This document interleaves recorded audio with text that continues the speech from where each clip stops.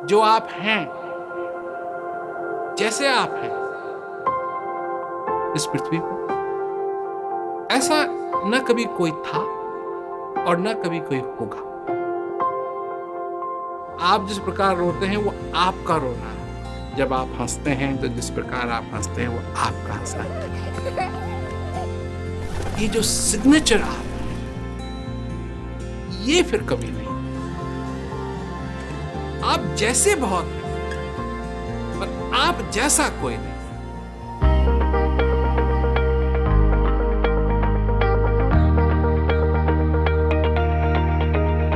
हमारे सभी श्रोताओं को हमारा बहुत बहुत नमस्कार।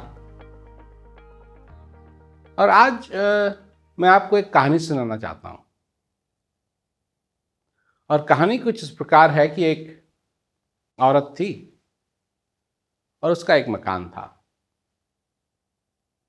काफ़ी बूढ़ी हो चली थी वो, और उसके मकान के आसपास उसकी एक ज़मीन भी थी।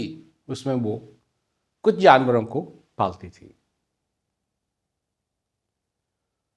तो उसके मकान में एक छोटी सी चूहिया भी रहती थी,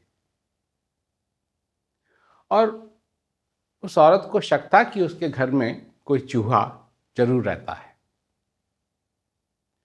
तो एक दिन वो बाजार गई और उसने एक वो चूहे का जो पिंजरा होता है जिससे चूहे को पकड़ लेते हैं, वो खरीदा और वो घर ले आई। तो जब चूहे ने देखा कि वो पिंजरा, बड़ा खतरनाक पिंजरा वो लाई है, तो चूहिया को बहुत घबराहट हुई। तो उसने सोचा कि ये कुछ ना कुछ रखेगी खाने के लिए, और अगर जब मेरे को भूख लगेगी तो मैं वो सूंघूंगी और मैं पिंजरे में जाऊंगी खाने के लिए और पकड़ी जाऊंगी। तो ये तो अच्छा नहीं हुआ। तो वो बाहर गई चूहिया, और एक मुर्गा था बाहर। तो मुर्गे के पास गई कि भैया मुझे बचा लो। मुर्गे ने कहा, क्या बात है, क्यों, तेरे को क्या आपत्ति है, क्या दुविधा आई है तेरे सिर पे? तो चूहिया ने कहा कि वो औरत जो है, मकान मालकिन जो है, वो एक पिंजरा लाई है चूहों को पकड़ने का, और उसमें अगर वो खाना रखेगी और मेरे को भूख लगी तो मैं अगर गई खाने के लिए तो पकड़ी जाऊंगी और वो मेरे को मार देगी। मेरे को बचा लो। तो मुर्गे ने कहा, तो मैं क्या करूं, मेरे लिए तो लाई नहीं वो, मैं तो फंसूंगा नहीं उसमें। फंसना तो तेरे को ही है। ये तो तेरी समस्या है, मेरी समस्या थोड़ी है। ये तो तेरी समस्या है, मेरी समस्या थोड़ी है। तू संभाल, मैं नहीं संभालता, मैं कुछ नहीं कर सकता तेरे लिए। तो निराश हो गई चूहिया। तो फिर गई वो, तो बकरी उस औरत ने पाल रखी थी, तो बकरी के पास गई। बकरी से उसने कहा कि मेरे को बचा लो। बकरी ने कहा, क्या बात है? कहा कि वो ऐसे ऐसे वो पिंजरा लाई है और उसमें वो खाना रखेगी, और मेरे को अगर भूख लगी तो मैं फंस जाऊंगी और वो मेरे को मार देगी। बकरी ने कहा था, मैं तो उसमें फिट भी नहीं होंगी, मैं तो बहुत बड़ी हूं, मेरे को तो खतरा है नहीं, तो मैं तेरी मदद क्यों करूं? भाई खतरा तो तेरे को है, मेरे को थोड़ा ही है। मैं काय के लिए तेरी मदद करूं? तो जब बहुत ही निराश हो गई वो, तो कुछ दिनों के बाद फिर वो गधे के पास गई, और गधे से उसने कहा कि तुम तो बहुत बड़े हो, बलवान हो, मेरी मदद करो। गधे ने कहा, क्या बात है? क्या ऐसे ऐसे वो पिंजरा लाई है और मेरे को पकड़ेगी और मेरे को मार देगी। तो गधे ने कहा कि मैं क्या करूं, मैं तेरे लिए सिर्फ एक प्रार्थना कर सकता हूं भगवान से कि तेरे को बचाए, और मैं क्या करूं? मेरे लिए तो लाई नहीं है, मैं तो उसमें फिट भी नहीं हूंगा, मेरे को तो कोई दिक्कत है नहीं, ये तो तेरी समस्या है, तू संभाल, मैं क्यों संभालूं? खैर, चूहिया सचमुच में बहुत ही निराश हो गई कि कोई उसके लिए कोई बचाने वाला नहीं है उसको। तो एक दिन क्या हुआ कि एक सांप उधर से गुजर रहा था और वो उस पिंजरे में जाके फंस गया। अब फंस गया तो सांप ने वहां से चलने की कोशिश की तो आवाज आने लगी। रात का समय था, बहुत अंधेरा था। तो जो औरत है उसने जब आवाज सुनी तो उसने सोचा कि चूहा फंस गया, तो वो बाहर आई अपने कमरे से। बाहर आई और वो टटोलने लगी और सांप ने उस औरत को डस लिया। अब जब सांप ने डस लिया तो वो चिल्लाई और उसका पड़ोसी आया। तो पड़ोसी आया तो उसने देखा कि ये हो रखा है कि वो उसको सांप ने डस लिया है, तो वो उसको अस्पताल ले गया। अब अस्पताल ले गया, वहां उसका इलाज हुआ। तो ज्यादा गंभीर तरीके से नहीं काटा था सांप ने। तो थोड़े दिन के बाद वो घर आई। जब घर आई तो क्या कहते हैं, डॉक्टर ने कहा इसको घर ले जाओ, ये वहां आराम कर लेगी। तो जब घर आई वो, तो बिल भी आया अस्पताल से। बिल तो आता ही है अस्पताल से। तो बिल आया अस्पताल से, तो उसके पास ज्यादा पैसे नहीं थे। तो पैसे न होने के कारण जो मुर्गा था उसको बेच दिया गया। और किसने खरीदा उस मुर्गे को? कसाई ने खरीदा। और उससे भी उसका जो बिल था वो पूरा नहीं हुआ, जो अस्पताल को देना था उसने पैसा। तो जो बकरी थी उसको भी बेच दिया गया, उसको भी कसाई ने खरीदा। चूहिया अभी मरी नहीं है, मुर्गा और बकरी, जिन्होंने कहा कि उसकी उसकी समस्या नहीं है, कारण तो वही है, परंतु उनको कसाई को बेच दिया गया। अब जो कुछ भी था उसका बिल वो पूरा किया, औरत आराम करने लगी। कुछ दिन बीते पर उसकी हालत अच्छी नहीं हुई। कुछ दिनों के बाद वो औरत मर गई। मर गई तो उसके सारे परिवार के लोग आए उसका अंतिम संस्कार करने के लिए। अब जब वो सब आए तो उनके खाने का प्रबंध करना था, ये सब कुछ करना था, तो उसके लिए काफी पैसे की जरूरत थी। तो वो कहां से पैसा लाए? उसके पास तो थे नहीं। तो जो गधा था उसको बेच दिया गया और उससे जो पैसे मिले उससे उसका अंतिम संस्कार, खाना पीना, लोगों का जो कुछ भी करना था वो हुआ। पर जिसने उस गधे को खरीदा वो बहुत ही अत्याचारी था और खूब उसको मालूम था कि वो खूब काम करवाएगा उस गधे से, पीटेगा उसको, मारेगा उसको। तो ये हुआ। अब इसमें है क्या कि अगर वो सचमुच में उस छोटे सी चूहिया की मदद कर देते, उस छोटी सी चूहिया की मदद कर देते, तो वो सांप उसमें नहीं फंसता। और अगर जो सांप उसमें फंसा वो नहीं फंसता तो कोई उस औरत को नहीं डसता, और अगर औरत को नहीं डसता तो ना तो मुर्गा, ना बकरी और ना गधे को जो कुछ भी उनके साथ था वो खोना नहीं पड़ता। तो मैंने आपको ये कहानी क्यों सुनाई? इसका मतलब है कि कई बार हम ये समझते हैं कि जो हमारे साथ हो रहा है वो हमारे साथ हो रहा है, या कोई किसी के साथ कुछ हो रहा है वो हमारी समस्या नहीं। परंतु जब तक हम इस संसार के अंदर हैं तो हमको ये देखना है कि जो औरों के साथ हो रहा है वो हमारे साथ भी हो सकता है। जो औरों के साथ हो रहा है वो हमारे साथ भी हो सकता है।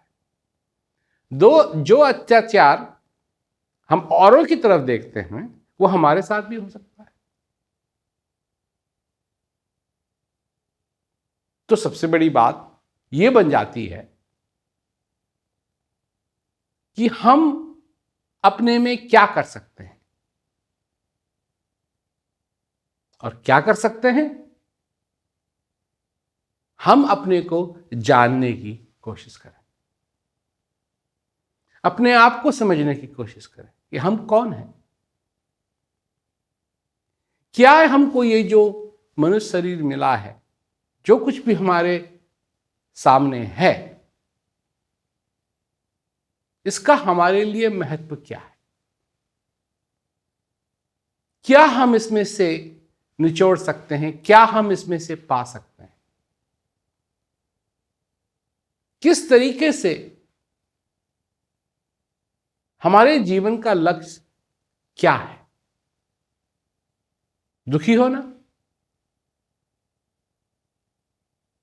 दुख में लगे रहना, चिंता करना, चिंता में लगे रहना,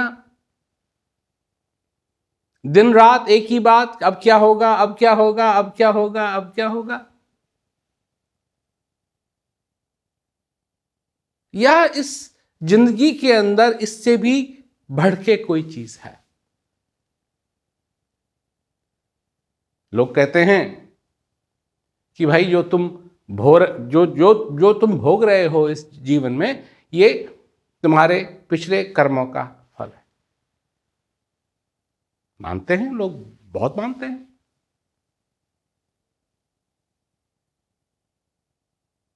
परंतु वो समझाने वाले ये नहीं समझाते हैं कि हमने किया क्या किया पिछले जन्म में, कि ये जो चिंता है, जो बोझ है हमारे ऊपर, ये हम भोग रहे हैं उन कर्मों की वजह से। तो वो कर्म क्या थे ताकि हम उनको आगे ना करें?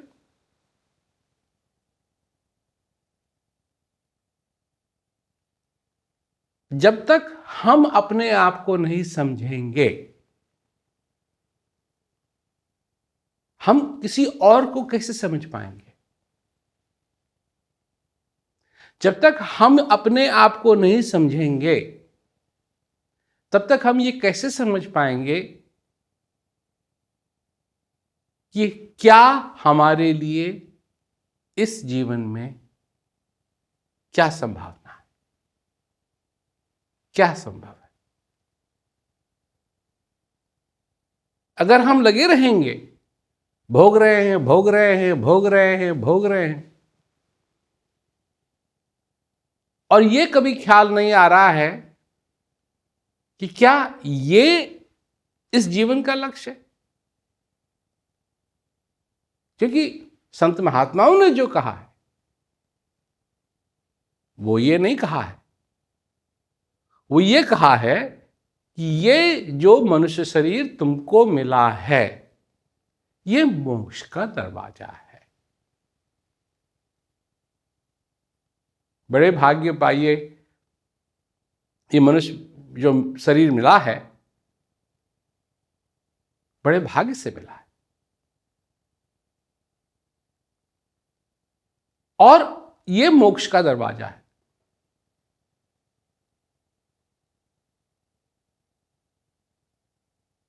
और अगर ये सचमुच में मोक्ष का दरवाजा है तो क्या हम, क्योंकि मोक्ष भी, इसकी भी, ये भी बहुत बड़ी बात है। एक ये मोक्ष है कि हम फिर हमारा यहां आना जाना ना रहे, इससे हमको मोक्ष मिले।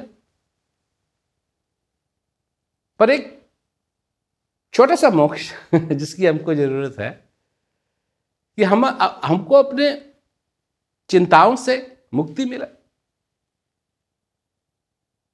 हमको अपने दुखों से मुक्ति मिले, वो भी तो मोक्ष है।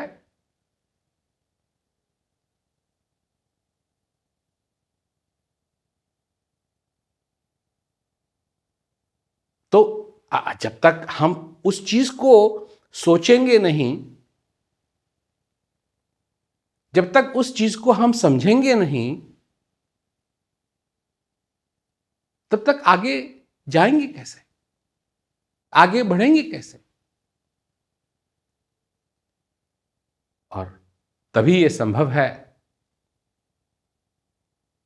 क्योंकि सारी चीजें जो हमारे सामने इस समय हैं, ये मुसीबत है, ये मुसीबत है, अब क्या होगा, ये क्या होगा, ये क्या होगा, इन सारी चीजों को लेकर के जो आज हो रही हैं, लोग डरेंगे। और मैं लोगों से यही कहता हूं कि डरने से कुछ नहीं होगा, डरने से कोई चीज कम नहीं होगी।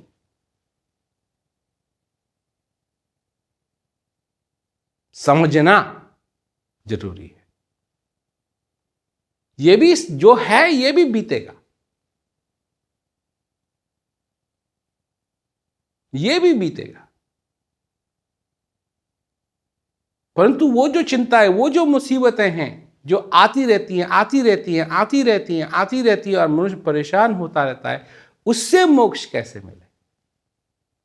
उससे मोक्ष मिलने के लिए आपको अपने आप को समझना बहुत जरूरी है। आप क्या कर सकते हैं और क्या नहीं कर सकते हैं, क्या इन चिंताओं से आपको मोक्ष मिल सकता है या नहीं मिलेगा, ये सब आपके ऊपर निर्भर है। डर पे नहीं, आप पे निर्भर है। और हर एक चीज से मिली हुई, जुड़ी हुई है। हर एक चीज, वही जो मैंने पहले कहा, जो गड़बड़ और लोगों के साथ होती है, हम तो देखते हैं ये हमारे साथ नहीं होगी, क्या क्यों नहीं हो सकती? जब उनके साथ हो गई, हमारे साथ भी हो जाएगी। परंतु जब तक हम इसमें से अपने आप को किसी तरीके से उभारेंगे नहीं, ऊपर नहीं लाएंगे, और इस भवसागर में डूबते ही रहेंगे, डूबते ही रहेंगे, डूबते ही रहेंगे, डूबते ही रहेंगे। भवसागर की जब बात आती है तो ये नहीं कि तुम भवसागर में जाके तैरो या भवसागर में जाके तुम आनंद लो ना। ये कहा है कि भवसागर को, इसको पार करना है, इसको पार करना है, यहां रहना नहीं है, इस भवसागर में रहना नहीं है। तो हम समझें इस बात को। और कुछ ऐसा हो गया है कि हम इस भवसागर में अटके हुए हैं, जहां देखते हैं भवसागर है, भवसागर है, भवसागर है, भवसागर है, भवसागर है। क्या है भवसागर? जो चिंताएं जिनमें हम डूबे हुए हैं, जो सच नहीं है पर सच लगती हैं, उनमें हम डूबे हुए हैं और उसी में डूब रहे हैं।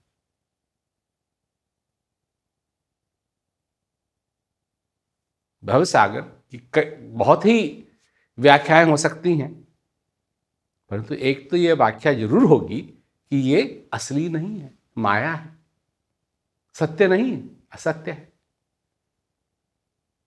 और असत्य में हम डूब रहे हैं। और जब तक हम अपने आप को नहीं समझेंगे तब तक इस असत्य में डूबते रहेंगे, बाहर नहीं निकलेंगे। तो सबसे बड़ी बात ये मैं कहना चाहता था आपसे कि डर से नहीं, जो अंदर से शक्ति है उससे, समझ से हम इस चीज का सामना करें। जो हमारे अंदर असली ताकत है उससे हम इस चीज का सामना करें। और अगर उस शक्ति से, जो सचमुच में मनुष्य की अंदर की शक्ति है, उससे अगर हम सामना करेंगे तो जीत भी हमारी होगी। ये मैं कहना चाहता हूं। तो सभी श्रोताओं को मेरा बहुत बहुत नमस्कार।